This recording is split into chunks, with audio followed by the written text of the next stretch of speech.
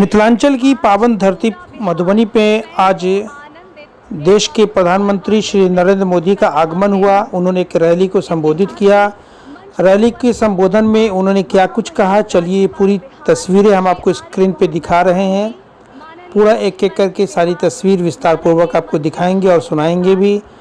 पहलगाम पे हुए आतंकी हमले को लेकर के उन्होंने क्या कहा, बीच बीच में जो वहाँ भीड़ मौजूद थी, पाकिस्तान मुर्दाबाद के नारे भी लगाते रहे, क्या कुछ उन्होंने कहा। उनके साथ बिहार के मुखिया श्री नीतीश कुमार भी मौजूद रहे, चिराग पासवान और कई बड़े मंत्री, साथ साथ ही कई बड़े नेता भी मौजूद रहे हैं। तो चलिए पूरी तस्वीर आपको हम उस रैली की आपको सीधे तौर पर दिखाते हैं। सबसे पहले अपने चैनल पे अपनी बात प्रारंभ करने से पहले मैं आप सबसे एक प्रार्थना करना चाहता हूं। आप जहां हैं वहीं अपने स्थान पर बैठे रह करके ही, खड़े होने की जरूरत नहीं है, बैठकर ही 22 तारीख को जिन परिवारजनों को हमने खोया है,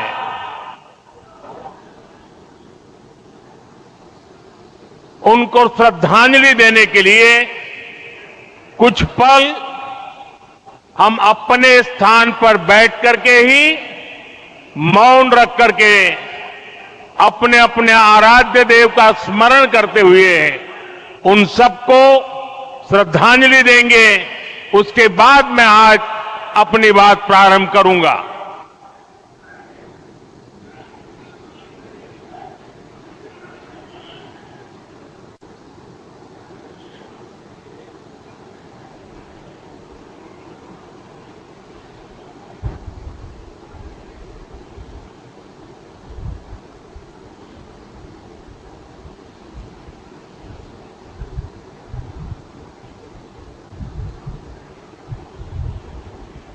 ओम शांति शांति शांति। बिहार के राज्यपाल आरिफ मोहम्मद खान जी,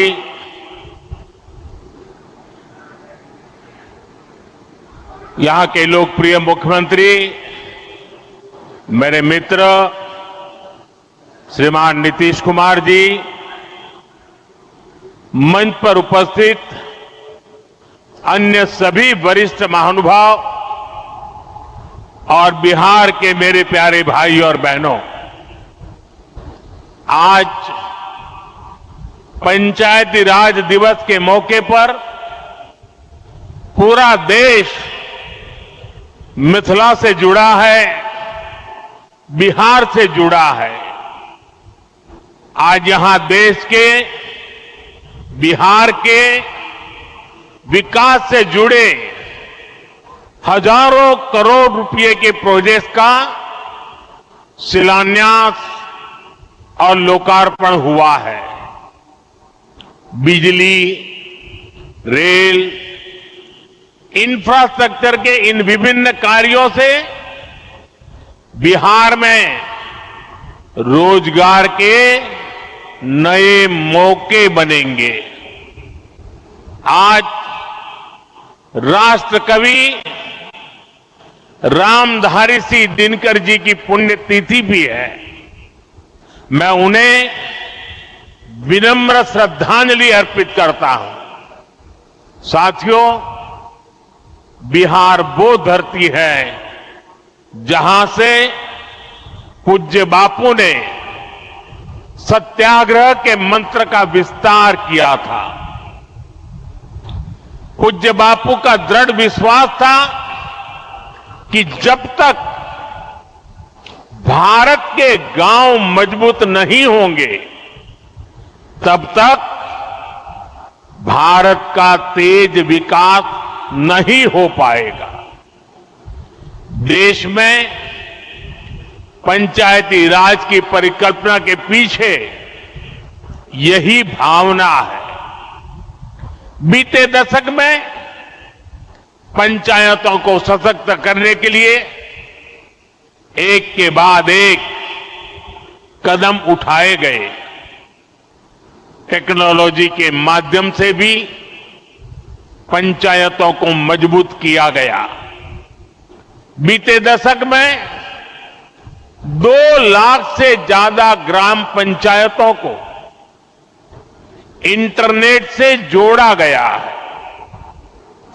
5.5 लाख से ज्यादा कॉमन सर्विस सेंटर्स गांवों में बने हैं। पंचायतों के डिजिटल होने से एक और फायदा हुआ है। जीवन मृत्यु प्रमाण पत्र, भूमि धारण प्रमाण पत्र, ऐसे कई दस्तावेज आसानी से प्राप्त कर सकते हैं। आजादी के अनेक दशकों बाद जहां देश को संसद की नई इमारत मिली, वहीं देश में 30,000 नए पंचायत भवन भी बनाए गए। पंचायतों को पर्याप्त फंड मिले, ये भी सरकार की प्राथमिकता रही है। बीते 10 साल में 2 लाख करोड़ रुपए से ज्यादा का फंड पंचायतों को मिला है। ये सारा पैसा गांव के विकास में लगा है। साथियों, ग्राम पंचायतों की एक और बड़ी समस्या भूमि विवाद से जुड़ी रही है। कौन सी जमीन आबादी की है, कौन सी खेती की है, पंचायत की जमीन कौन सी है, सरकारी जमीन कौन सी है, और इन सारे विषयों पर अक्सर विवाद रहता था। इसके समाधान के लिए जमीनों का डिजिटलीकरण किया जा रहा है। जमीनों के रिकॉर्ड का डिजिटलीकरण से अनावश्यक विवादों को सुलझाने में मदद मिली है। साथियों, हमने देखा है कि पंचायतों ने कैसे सामाजिक भागीदारी को सशक्त किया। बिहार देश का पहला राज्य था जहां महिलाओं को इनमें 50% आरक्षण की सुविधा दी गई, और इसलिए मैं नीतीश जी का अभिनंदन करता हूं। आज बहुत बड़ी संख्या में गरीब, दलित, महादलित, पिछड़े, अति पिछड़े समाज की बहन बेटियां बिहार में जनप्रतिनिधि बनकर सेवाएं दे रही है, और यही सच्चा सामाजिक न्याय है। यही सच्ची सामाजिक भागीदारी है। लोकतंत्र ज्यादा से ज्यादा भागीदारी से ही समृद्ध होता है, सशक्त होता है। इसी सोच के साथ लोकसभा और विधानसभा में महिलाओं के लिए 33% आरक्षण का कानून भी बनाया गया है। इसका लाभ देश के हर राज्य की महिलाओं को होगा। हमारी बहन बेटियों को ज्यादा प्रतिनिधित्व मिलेगा। साथियों, देश में महिलाओं की आय बढ़ाने के लिए रोजगार, स्वरोजगार के नए अवसर बनाने के लिए सरकार मिशन मोड में काम कर रही है। बिहार में चल रहे जीविका दीदी इस कार्यक्रम से अनेक बहनों का जीवन बदला है। आज यहां बिहार की बहनों के स्वयं सहायता समूहों को करीब 1000 करोड़ रुपए की मदद दी गई है। इससे बहनों के आर्थिक सशक्तिकरण को और बल मिलेगा।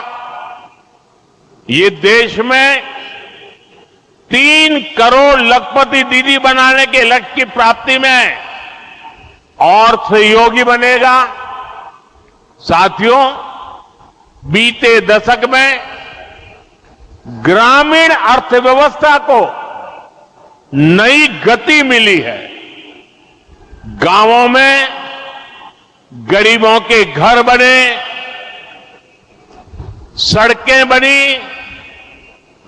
पक्के रास्ते बने हैं, गांवों में गैस कनेक्शन पहुंचे, पानी के कनेक्शन पहुंचे, शौचालय बने हैं। ऐसे हर काम से गांव में लाखों करोड़ रुपए पहुंचे हैं। रोजगार के नए अवसर भी बने हैं। मजदूर से लेकर किसान और गाड़ी वाले से लेकर दुकानदार तक सबको कमाई के नए मौके मिले हैं। इससे उस समाज को सबसे अधिक फायदा हो रहा है जो पीढ़ियों से वंचित रहे थे। मैं आपको पीएम आवास योजना का उदाहरण दूंगा। इस योजना का लक्ष्य है देश में कोई भी गरीब परिवार बेघर ना हो, सबके सिर पर पक्की छत हो। अभी जब इन माताओं बहनों को मैं घर की चाबी दे रहा था, उनके चेहरे पर जो संतोष नजर आ रहा था, उनमें एक जो नया आत्मविश्वास दिख रहा था, वो वाकई इन गरीबों के लिए काम करने की प्रेरणा का कारण बन जाता है। और इसी लक्ष्य के साथ बीते दशक में 4 करोड़ से अधिक पक्के घर बनवाए गए हैं। बिहार में भी अब तक 57 लाख गरीब परिवारों को पक्के घर मिल चुके हैं।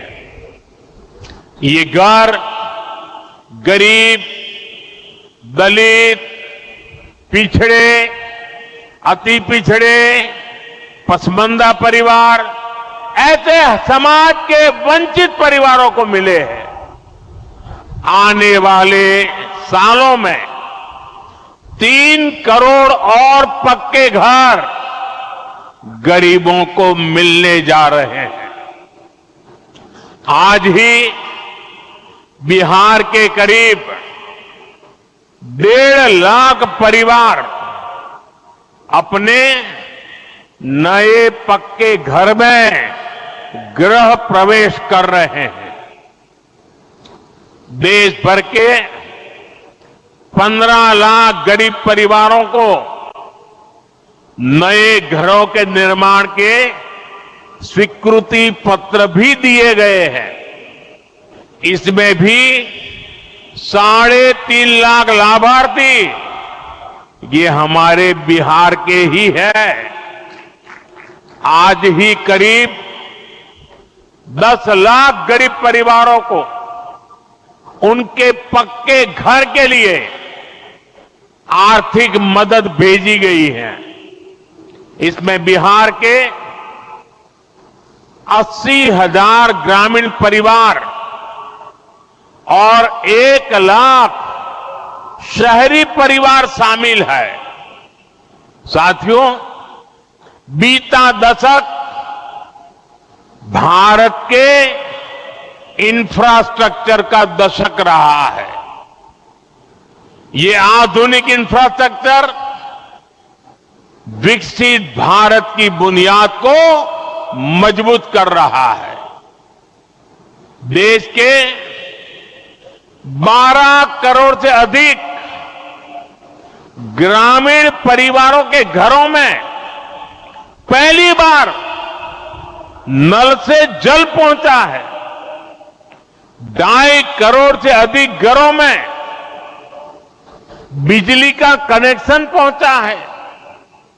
जिन्होंने कभी सोचा नहीं था कि गैस के चूल्हे पर खाना बनाएंगे, उनको गैस सिलेंडर मिले हैं। अभी हाल में आपने खबर पढ़ी होगी, लद्दाख और सियाचिन में जहां सामान्य सुविधाएं तक पहुंचानी मुश्किल होती हैं, वहां अब 4G और 5G मोबाइल कनेक्शन पहुंच गया है। ये दिखाता है कि आज देश की प्राथमिकता क्या है। हमारे सामने आरोग्य जैसे क्षेत्र का भी उदाहरण है। कभी एम्स की तरह अस्पताल दिल्ली जैसे बड़े शहरों में ही होते थे, आज यहां दरभंगा में ही एम्स बन रहा है। बीते 10 सालों में देश में मेडिकल कॉलेज की संख्या करीब करीब 2 गुनी हो चुकी है। यहां झंझारपुर में भी नया मेडिकल कॉलेज बन रहा है। साथियों, गांवों में भी अच्छे अस्पताल बने, इसके लिए देश भर में 1.5 लाख से ज्यादा आयुष्मान आरोग्य मंदिर बनाए गए हैं। बिहार में ऐसे 10,000 से अधिक आयुष्मान आरोग्य मंदिर बने हैं। इसी तरह जन औषधि केंद्र गरीब और मिडिल क्लास के लिए बहुत बड़ी राहत बन चुके हैं। यहां 80% डिस्काउंट पर सस्ती दवाएं मिलती हैं। बिहार में 800 से ज्यादा जन औषधि केंद्र बनवाए गए हैं। इससे बिहार के लोगों का 2000 करोड़ रुपया दवाई पर होने वाला खर्च बचा है। आयुष्मान भारत योजना के तहत भी बिहार में लाखों परिवारों का मुफ्त इलाज हो चुका है। इससे इन परिवारों को हजारों करोड़ रुपयों की बचत हुई है।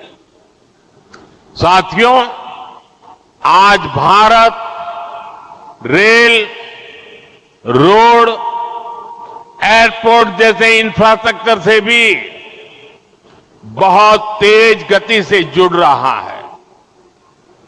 पटना में मेट्रो का काम चल रहा है।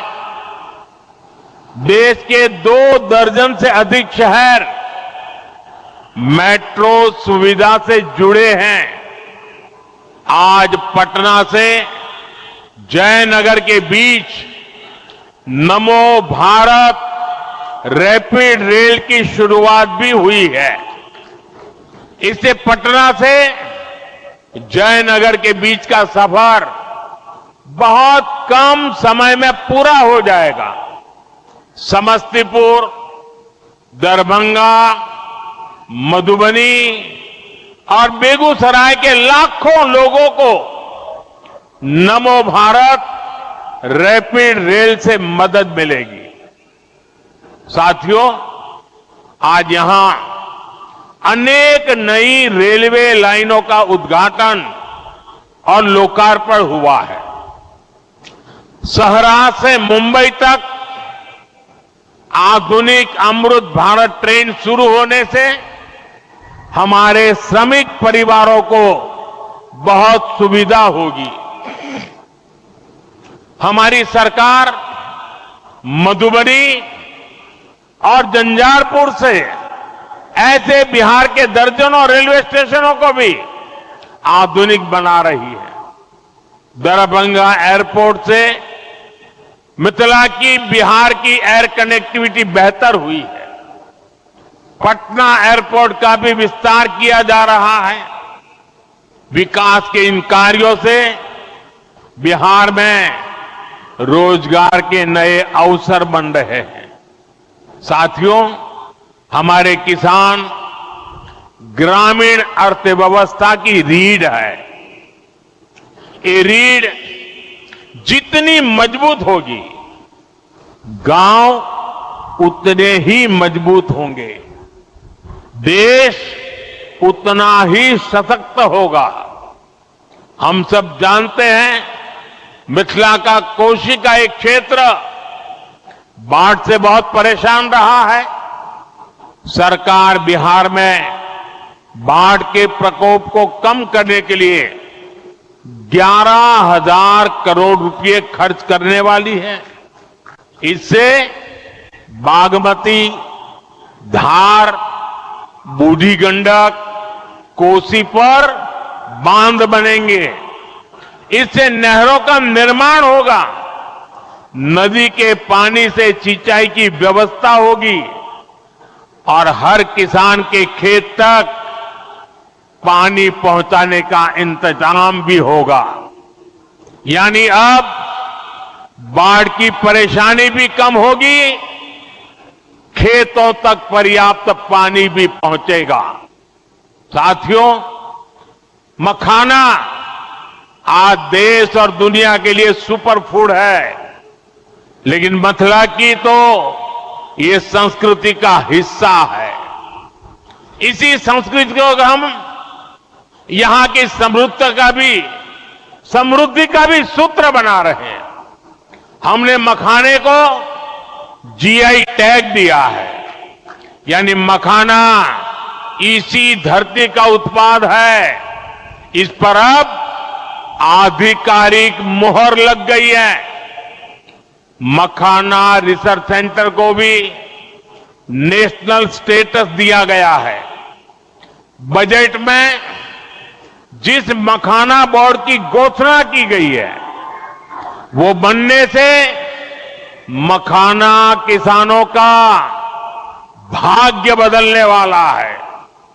बिहार का मखाना दुनिया भर के बाजारों तक सुपर फूड के रूप में पहुंचेगा। बिहार में national institute of food technology and management भी बनने वाला है। इससे यहां के नौजवानों को फूड प्रोसेसिंग से जुड़े छोटे उद्यम लगाने में और मदद मिलेगी। साथियों, खेती के साथ साथ मछली उत्पादन में भी बिहार निरंतर आगे बढ़ रहा है। हमारे मछुआरे साथी अब किसान क्रेडिट कार्ड की सुविधा का लाभ ले पा रहे हैं। इससे मछली के काम में जुटे अनेक परिवारों को लाभ हुआ है। पीएम मत्स्य संपदा योजना के तहत भी बिहार में सैकड़ों करोड़ रुपए के काम हुए हैं। साथियों,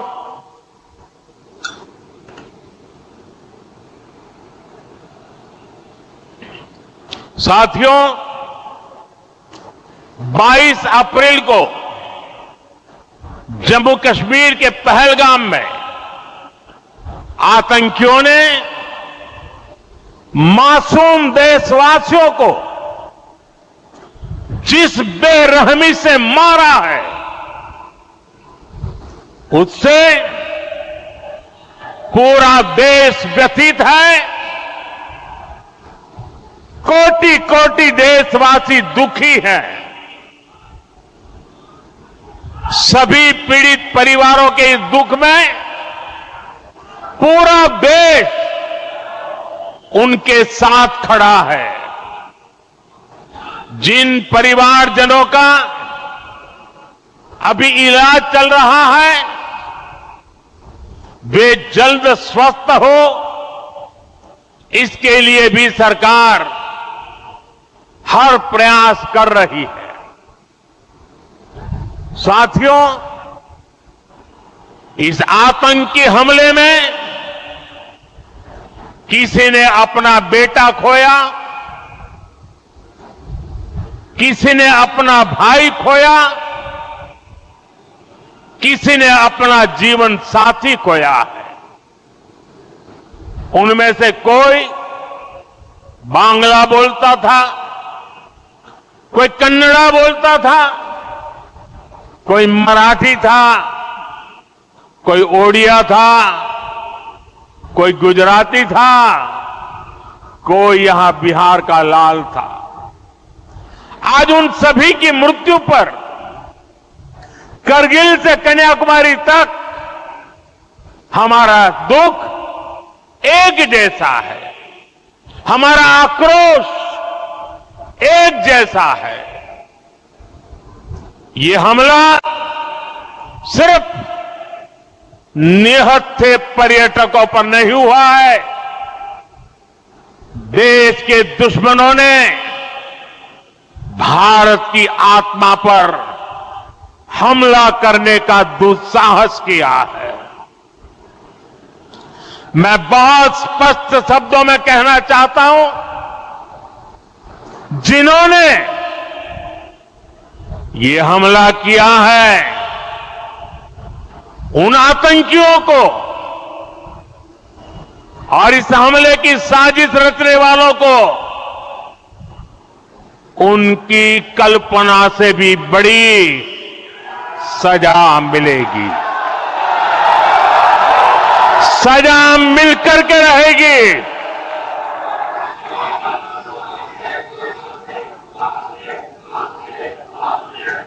अब आतंकियों की बची खुची जमीन को भी मिट्टी में मिलाने का समय आ गया है।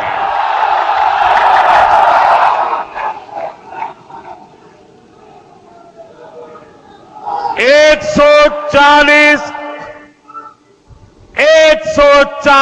करोड़ भारतीयों की इच्छा शक्ति अब आतंकी आकाओं की कमर तोड़ कर रहेगी।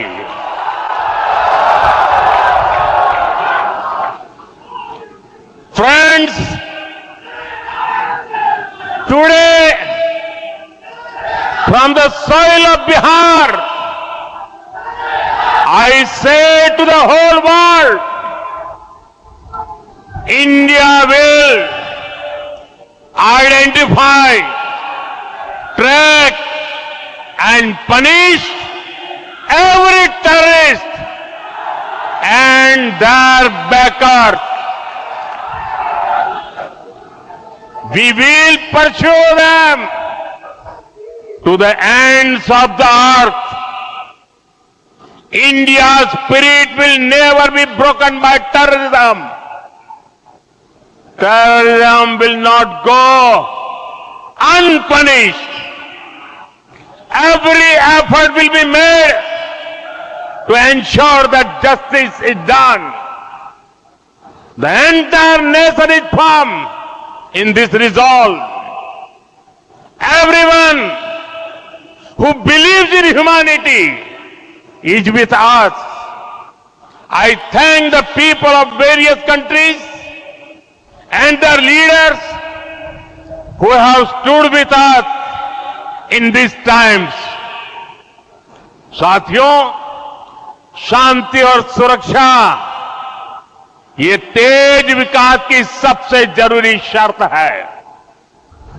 विकसित भारत के लिए विकसित बिहार जरूरी है। बिहार में विकास हो और विकास का लाभ यहां हर वर्ग, हर क्षेत्र तक पहुंचे, ये हम सभी का प्रयास है। पंचायती राज दिवस पर इस कार्यक्रम से जुड़ने के लिए मैं एक बार फिर आप सभी का आभार व्यक्त करता हूं। बहुत बहुत धन्यवाद।